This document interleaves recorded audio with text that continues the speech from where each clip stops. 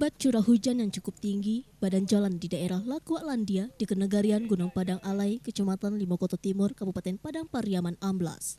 Badan jalan itu pada saat kejadian tidak bisa dilalui kendaraan sama sekali, namun berkat kebersamaan warga setempat, maka 2 jam setelah kejadian mereka bergotong royong berhasil membangun jembatan darurat untuk kendaraan roda 2 di lokasi tersebut.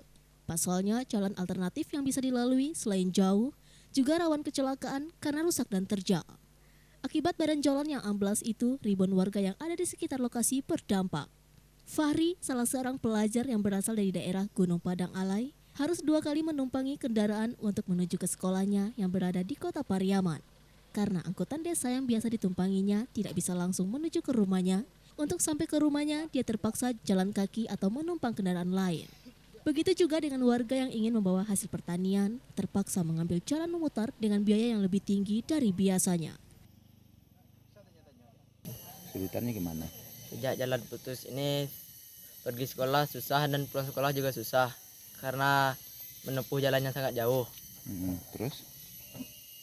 Jadi kalau biasanya sekolah pakai apa? Pakai mobil angkot. Kalau untuk sekarang gimana sejak jalan putus? Kesulitan, Pak. Harus 2 kali naik kendaraan itu, nyambung. Iya, terus nyambung. Nanti dari sini ke sana lagi naik apa?